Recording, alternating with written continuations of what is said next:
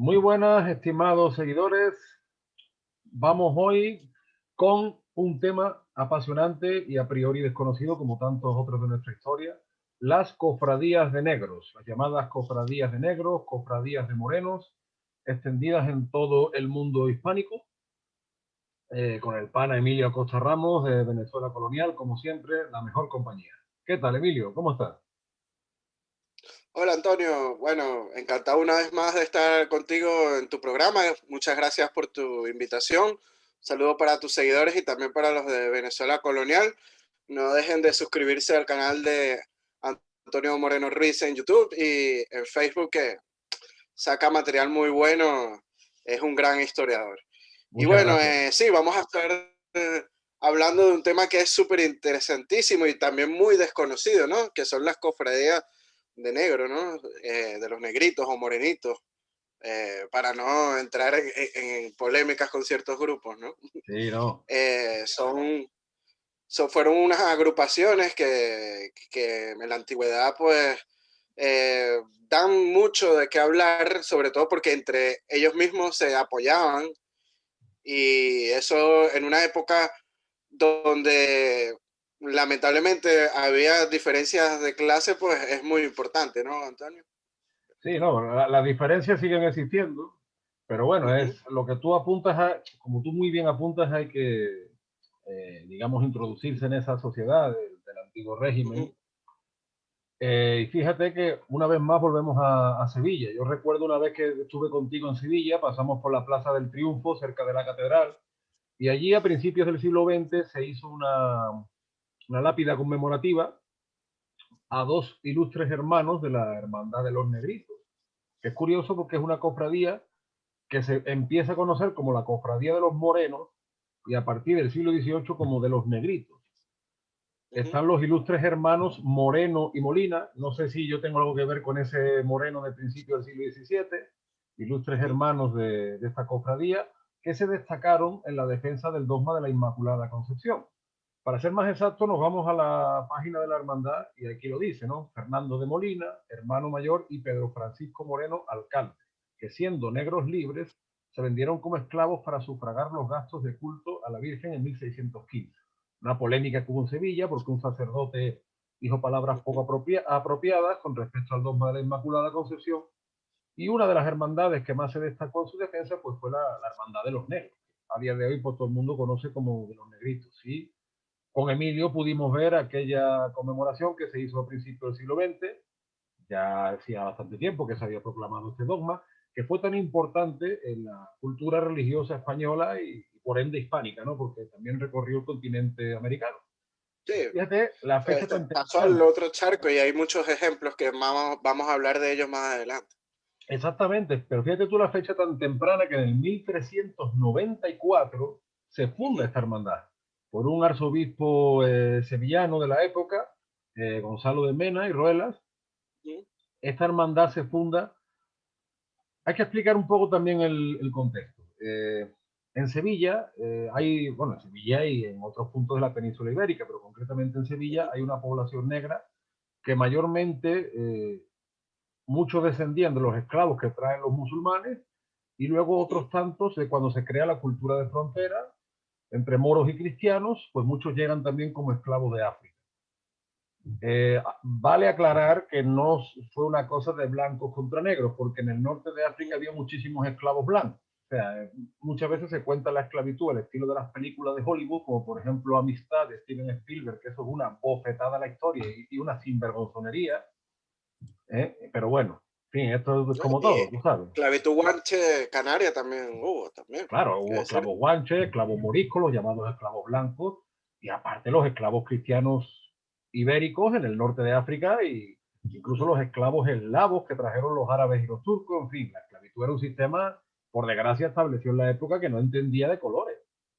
Hubo, pero en fin, Sí, era lo común en todas partes del globo, hay que ah, decirlo así. exactamente, y los pueblos indígenas americanos también conocían la práctica de la esclavitud, o sea, no estaban Ujú, exentos de esta práctica. En Sevilla, pues este arzobispo se da cuenta de que hay una población negra que está totalmente excluida porque muchos por enfermedad o por cuestiones parecidas, sus amos ya no los quieren y los abandonan, y se ven dejados de la mano de Dios a las afueras de la ciudad, y entonces pues cerca de lo que era la Puerta de Carmona se funda esta hermandad a finales del siglo XIV, como conocida como la Cofradía de los Negros, la Cofradía de los Morenos, etc. Y es interesante porque es una hermandad que está muy presente en la génesis de la Semana Santa sevillana tal y como la conocemos hoy. Pero claro, tal y como explica el profesor de Historia del Arte Jesús Romanov, cuando Fernando III el Santo llega a Sevilla en el siglo XIII, pues entran muchos movimientos religiosos de la Baja Edad Media que bajan por Castilla. Entonces durante siglos se va formando todo lo que es el mundo de las procesiones y va evolucionando, ¿no? Esa evolución empieza en Sevilla a través de un Vía Crucis muy famoso, que es el Vía Crucis de la Cruz del Campo, un templete gótico mudéjar muy conocido en Sevilla, y la Hermandad de los Negros es una hermandad pionera en ese sentido. O sea, de una población importante que participa en la vida religiosa y además es un mecanismo de integración. Primero, porque esos esclavos que estaban dejados de la mano de Dios tienen ya un sitio donde ir y, como tú muy bien dices, donde reunirse, donde apoyarse, y también los negros libres. Sabemos que negros libres van ya en las primeras embarcaciones españolas como pilotos y marinos, y de hecho este modelo de cofradía de negros se implanta desde Sevilla a todo el continente americano, desde México hasta el Perú. Como hablamos ese día, ¿te acuerdas ese día que estuvimos en Sevilla hablando del tema? Sí, claro, y como tú bien dices, a la población de morenos o de negros en Sevilla a finales del siglo XV, pues era abundante y muy grande, ¿no? Una población de esclavos que procedían de las capturas de prisioneros en las guerras de Castilla y el Reino de Granada, especialmente de las incursiones en África que hacían los musulmanes, ¿no? Y también con un mercado en manos de portuguesas que hacían la ruta de Guinea, que es el habitual sitio de procedencia de estos morenos, ¿no? Solía ser más que todo de Guinea, de la costa de Guinea en África, y de Angola también hay morenos y negros con este origen, ¿no? Hay que decir que hay un punto de inflexión importante de origen de estas cofradías, que es la fundación del Hospital Asistencial para Negros, que se escribe en un momento de crisis eclesiástica y política en una sociedad multiétnica, porque no hay que solo hablar de los negros, pues hay que hablar de los gitanos, de los mulatos, de los judíos, ¿no? Que era la base que conformaba la sociedad en aquel entonces. Y en la actuación política del rey Enrique III de Castilla, quien tomó medidas de protección para algunos sectores populares frente al poder de los nobles, ¿no? Se reglamentó el derecho de reunión, de celebración para los negros en una zona cercana a lo que es Santa María la Blanca. Está también la figura del Conde Negro, que es otro testigo de esta ordenación, que todavía se mantiene en el callejero de la ciudad, ¿no? Una calle de Sevilla que se llama Conde Negro y poca gente sabe que hace referencia al famoso Juan de Valladolid, que tenía su pequeña jurisdicción en Sevilla. Y ahí te das cuenta que el antiguo régimen en verdad es mucho más descentralizado y más práctico de lo que muchas veces nos hacen creer, ¿no?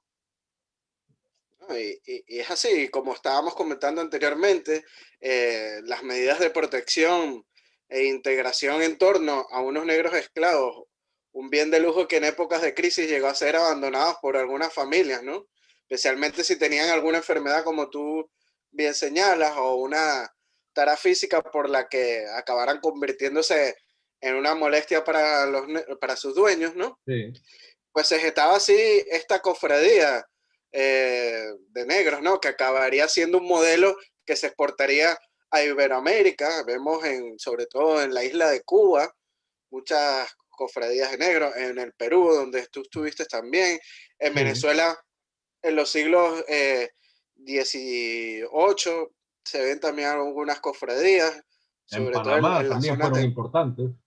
en Panamá también, pero en Venezuela sobre todo en la zona donde había muchos mulatos y negros, como lo que fue Nirgua, que es en el estado de Yaracuy, en el actual estado de Yaracuy, y en Curiepe, ¿no? que es la zona de Barlovento. En Miranda, pues estas cofradías existieron y hacían una especie como de cajas, ¿no? De ahorros para apoyarse entre ellos, y en la Semana Santa, como bien tú dices, pues salían a hacer estas procesiones con unas vestimentas muy particulares que en Estados Unidos muchas veces lo confunden con el Ku Klux Klan, ¿no? Claro, porque por, por, ten en por cuenta que esta... finalmente es una vestimenta Sí, de penitencia. Entonces el capirote son todos sí. símbolos de una penitencia porque se busca, como dice el profesor Jesús Romanós, la imitación de Cristo. Entonces el penitente, el que Ujú. acompaña en el dolor a Cristo. Por tanto, por eso se ponían hábitos y se siguen poniendo hábitos de penitente. Y en Estados Unidos esto pues parece que no se Sí. relaciona con otra cosa.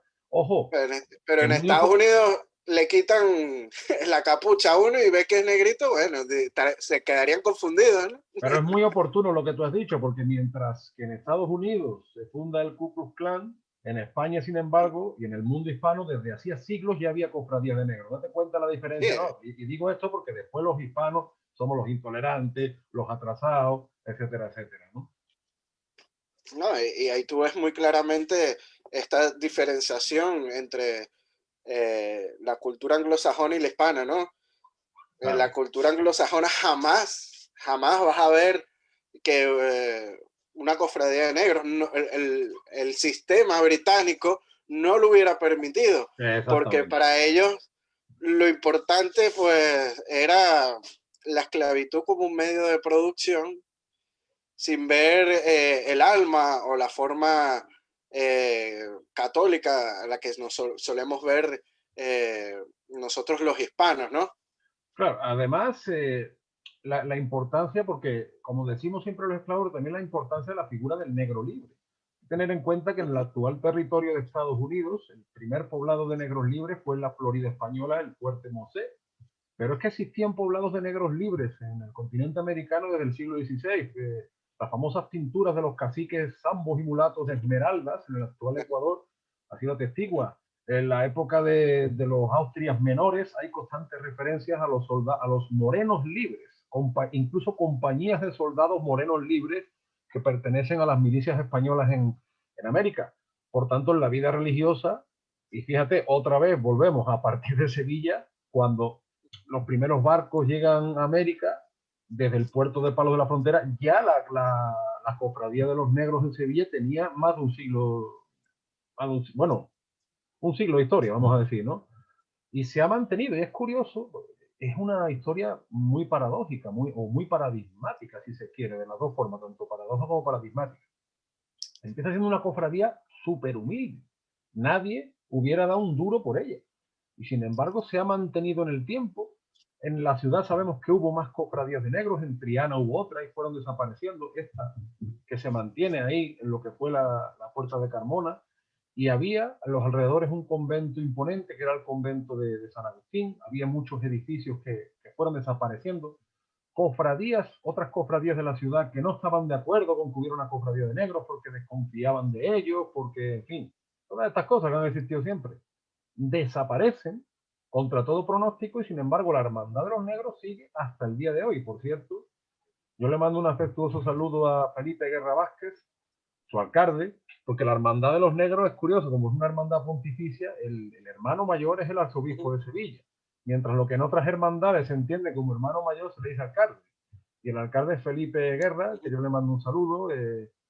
Yo, como tú bien sabes, bueno, ahora con esto del COVID ya desde el año pasado no voy, pero he ido mucho a la capilla de Los Ángeles, que es la vocación de ellos, y ahí te reciben siempre como uno más. O sea, esa humildad que está en su código genético, te digo yo que es una realidad. O sea, uno va allí, te reciben como uno más y son gente estupenda, gente además que hace una labor por los desfavorecidos, pero labor de verdad, de esta gente que están siempre en el banco de alimentos haciendo obras de caridad, o sea, frente a mucha Lo más propaganda que importante es hay. que lo hacen callado, sin ningún tipo de publicidad, pues de corazón lo hacen. Exactamente, exactamente.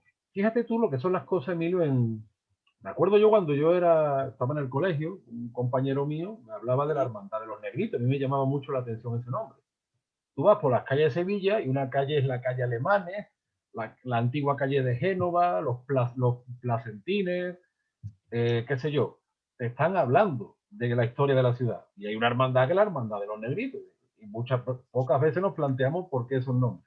Recuerdo yo No, que y que este tiene su compañero, placa. Hay una calle que tiene su placa, ¿no? claro, claro, en la calle Recaredo. En la calle Que, Recaredo, que es donde... Iván Vélez en estos días en su Instagram subió una foto de ellos. Por cierto, un saludo a Iván. Un saludo a Iván, un maestro, sí señor.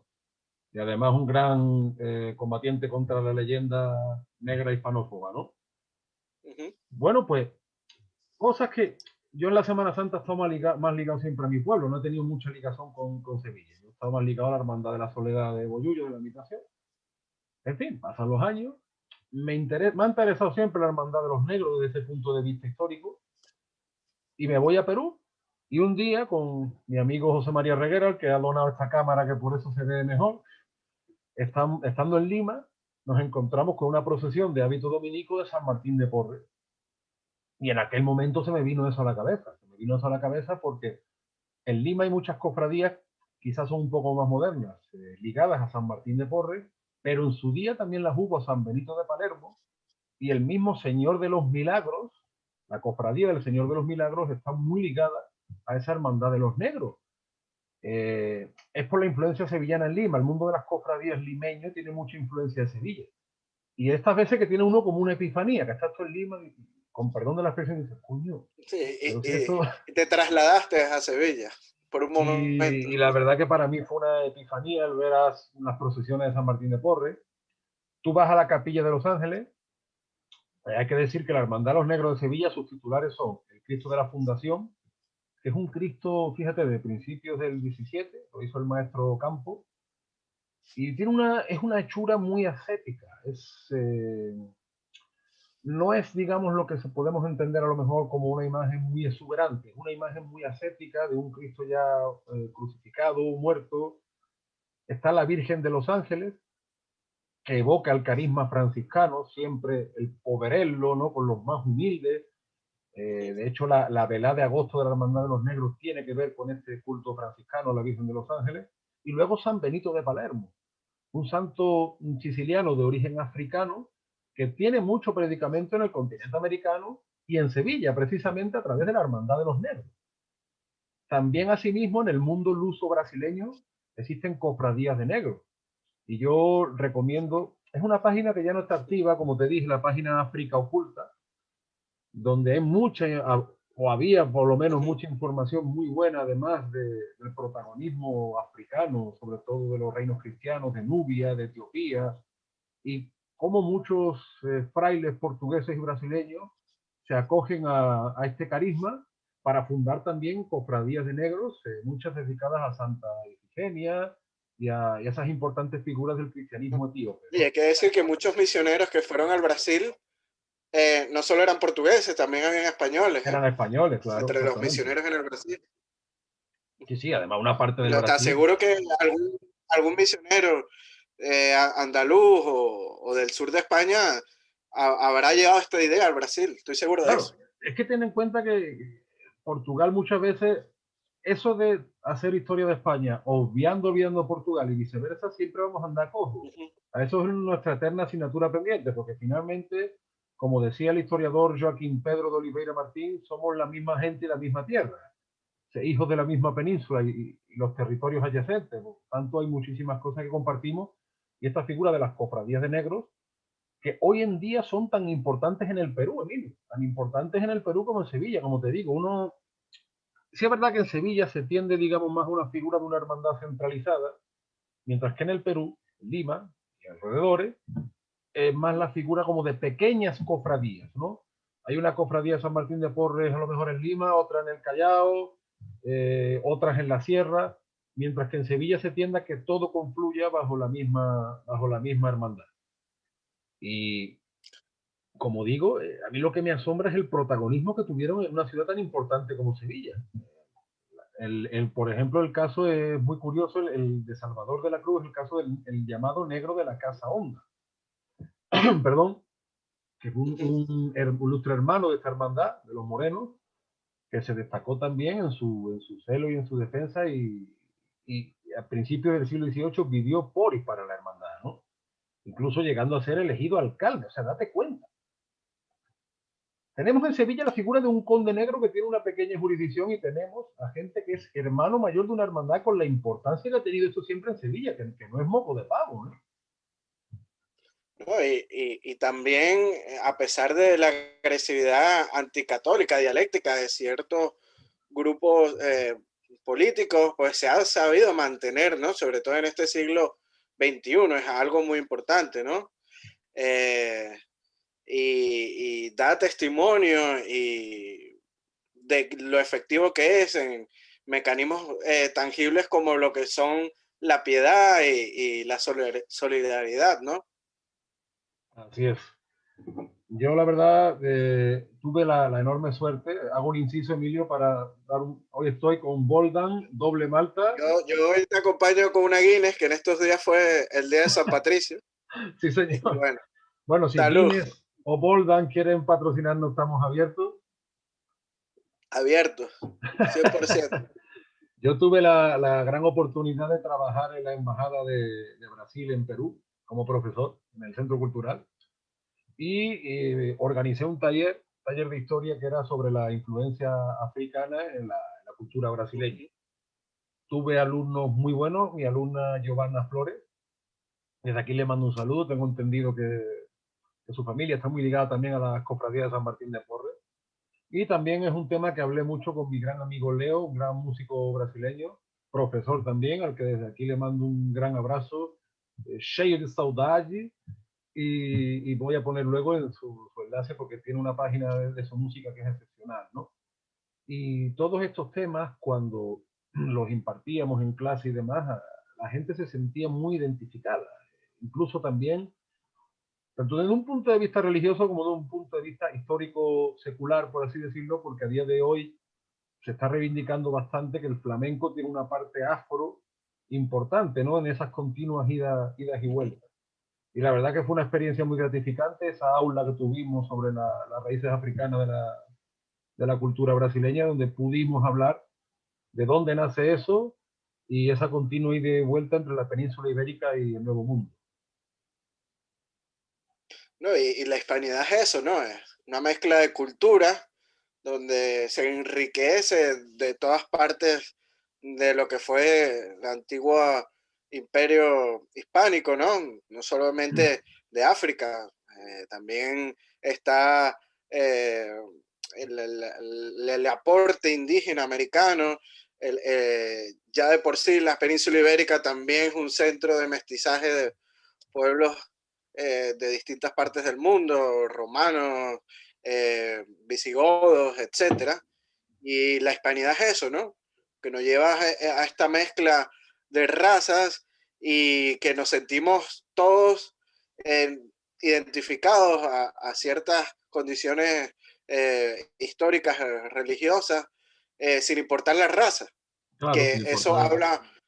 eso habla muy bien de los países hispánicos, a diferencia de otras culturas, ¿no? Como no solo puede ser la anglosajona, puede ser también los pueblos del este de Europa o inclusive el continente asiático, ¿no?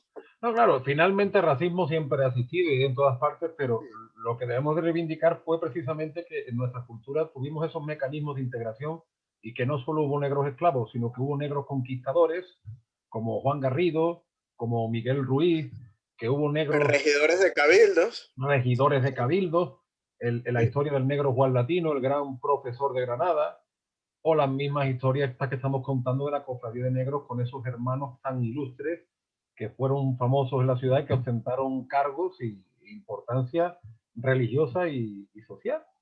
Entonces, finalmente, la figura de las cofradías de negros en el mundo hispánico me parece un tema fascinante que tuvo, o sea, fue un gran acicate, fue un gran aliciente, que tuvo una importancia y que habla de toda una psique, una psicología. Y esto lo digo porque muchas veces se nos achacan los males de medio mundo, a los españoles, a los hispanos, y hay que recordar que buena parte del Tú territorio. me pasaste una noticia muy llamativa, ¿no? Un A eso estadounidense iba. diciendo que el problema en la frontera México-americana o México-estadounidense, mejor dicho, es culpa de España, ¿no? Así es, eso, y eso lo dice Echándole la culpa también a los británicos de la inmigración asiática o de la India. Y eso lo dice Tucker Carlson, que es un periodista conservador, no es precisamente un chavista. Para muchos casos, tú sabes que la derecha todavía pega a la izquierda y así van las cosas, pero en fin. Obviando este tema, a Tucker Carlson podríamos recordarle que buena parte del territorio de los actuales Estados Unidos, donde la lengua española llegó en el siglo XVI para quedarse por más que le moleste, pues fueron formados por españoles europeos, españoles criollos, negros, indios y mestizos que todos juntos fueron poblando, fueron fortificando y fueron pacificando aquellos territorios con muchísimos indígenas aliados, porque a principios del siglo XIX, en los territorios que fueron españoles, en California, en Texas, etc., había una población indígena abundante que luego desapareció. Y ahora este periodista Y pretende... que les costó que a los anglosajones hacerlas desaparecer, porque no se consiguieron indígenas salvajes como a lo mejor ellos se consiguieron en el este, Ajá, porque ya eran indígenas que sabían de agricultura, de claro, arte, etcétera, gracias a estas misiones sí señor. españolas que habían, por ejemplo, en California o en Texas. Bueno, a Tucker Carlson también le podríamos recordar que después de la Segunda Guerra Mundial en Estados Unidos los negros seguían segregados, existía la vergonzosa idea y práctica de que si un negro veía a un blanco de pie le tenía que ceder el asiento. Bueno, pues desde finales del siglo XIV en el mundo hispánico tenemos mecanismos mucho más efectivos de integración. Que por favor asuma sus problemas y que no pretenda echar balones fuera con estupideces, porque, en fin, ya está bien, ¿no? Ya está bien y tenemos datos constantes y sonantes de mecanismos de integración y de solidaridad que siguen existiendo en el mundo hispánico a pesar de los pesares. Yo siempre recuerdo, antes de hacer este vídeo, Emilio, aquella fecha que estuvimos, que era cerca del Corpus, fue cuando se tuvo lugar la coronación de la Virgen de los Ángeles y buena parte de Sevilla estaba lleno de motivos de la Hermandad de los Negros. No sé si, no, me imagino que te acuerdas, ¿no? Sí, sí, claro, claro que me acuerdo. Me acuerdo también que pasamos por Triana y estuvimos viendo todo esto. También otro viaje que hice a Sevilla, que también era Semana Santa, justamente, y había una procesión, creo, no sé si me acuerdo, que estaba la ciudad de fiesta. En fin, como colofón, la Hermandad de los Negros tiene cerca, muy cerca de su capilla, a Antonio Machín, que fue uno de sus ilustres hermanos, este gran cantante cubano que se afincó en Sevilla con sus maracas, ¿no? Y la verdad habla de un testimonio, en fin, que es una historia entrañable y justamente reivindicada. Ahora se está haciendo una película documental sobre los negros, vamos a poner su enlace para todo aquel que quiera colaborar. Me lo comunicó Felipe Guerra hace tiempo, yo, en fin, con todos mis contactos de Hispanoamérica, pues he intentado para todo el que quiera contribuir, ¿no? Justamente por eso, no es solo una historia de Sevilla, sino que es una historia que va desde México hasta el Perú. Y es una historia, como siempre decimos, que compartimos todos. Esto no es una historia solo de la España peninsular, es una historia que nos concierne a todos y en base a esa visión de nuestra comunidad, de nuestra coiné, extendida por millones de personas, pues tú y yo intentamos hacer estos pequeños aportes, ¿no? En la medida de nuestras posibilidades y la Cofradía de los Negros, que ojalá salga bien el proyecto de película documental y ojalá se le siga dando bombo y platillo porque lo merece. Y que el Jueves Santo, cuando pase todo esto de la pandemia que nos tiene ya harto, dicho en andaluz, harto, pues que el Jueves Santo se acerquen a Sevilla a ver a Cristo de la Fundación y a la Virgen de los Ángeles y ese hábito azul y blanco de los negritos que de verdad merece la pena en todos los sentidos. Sí, así es, tratemos de rescatar nuestras costumbres, no solo por el tema religioso, pues hay mucha gente que pertenece a estas cofradías y no son gente religiosa y lo hacen también por costumbres, ¿no? Es parte Yo de soy un poco esa... crítico, yo tengo una visión crítica sobre eso, pero bueno, tienes razón. O sea, Sí, o sea, para a lo mejor el que no cree en las religiones lo puede hacer por costumbres y por historia, ¿no? Son cosas que hacían nuestros antepasados y seguir avanzando en esto y no dejar olvidar eh, todas estas lindas costumbres de procesiones, sobre todo en Sevilla, que en Sevilla se ha hecho un trabajo de conservación increíble con todos estos procesos religiosos. Es una ciudad que conserva muy bien sus raíces y de aquí, desde Madrid, pues lo reconozco, que es Y así. date cuenta, Emilio, además, todo lo que va ligado a los pequeños oficios artísticos de orfebrería, de platería, de joyería, es que es toda una cultura, la cerería que todavía existe, ¿no? Yo, Emilio, mi pana, si tú me lo permites, para cerrar este vídeo, yo quería recitar un poema que escribí Sí, en claro, por febrero supuesto. a la Capilla de Los Ángeles, para ir cerrando este vídeo, a ver qué tal sale. Vamos al lío. Mira, se titula Capilla de Los Ángeles. Capilla de Los Ángeles, Templo de los Morenos, homónima Virgen, Señor de la Fundación, San Benito de Palermo. En tu sacro recinto, San Martín de Porres se hace tan sevillano como limeño. No falta asimismo la Virgen de Guadalupe de México. Y cerca Antonio Machín reza y canta tu iconografía de angelitos negros. Bendita sea tu presencia en la calle Recaredo. Bendito sea agosto para hallar tu jubileo. Y bendito el jueves santo de tu cofrade de Herrero, Capilla de los Ángeles. Siempre a ti volveremos. Ole. Y tú sabes que otra cosa importante que van a ver en la Capilla de los Ángeles es que hay angelitos negros. La famosa canción de Antonio Machín, pintor de santos de alcoba, pinta unos angelitos. Bueno, pues en esa capilla Es van que a ver angelitos negros. En Venezuela un poeta famoso que es Andrés Eloy Blanco, también tiene una poesía de Píntame angelitos negros, ¿no? Claro, pues Muy los famoso. hay. Pues ya están pintados en la Capilla de los Ángeles de Sevilla. Otra cosa más, para ver si Tucker Carlson y otros tantos, de derecha, izquierda, lo que quieran, a ver si entran en razón, aunque está difícil.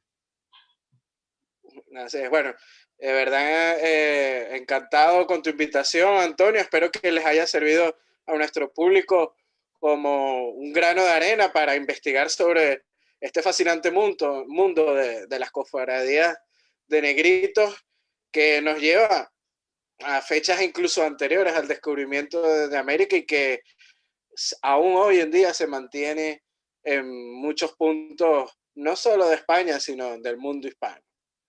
Muchísimas gracias, mi pana. Nos vemos la semana que viene. Feliz semana. Muchas gracias a todos, sobre todo los nuevos suscriptores, los nuevos me gusta. No olviden suscribirse y darle me gusta a Venezuela Colonial en YouTube, Capitanía General de Venezuela en Facebook. Están muy activos también Venezuela Colonial en Instagram y al canal de Antonio Moreno Ruiz y en Facebook Antonio Moreno Ruiz escritor. No dejen de suscribirse, ¿eh? Que tiene también buena poesía, lo acaba de demostrar. Muchas gracias. Ahí estamos, ahí estamos. Pana, un fuerte abrazo. Hasta la próxima. Fuerte abrazo hasta Sevilla, Antonio. Chao, Cuídate. chao.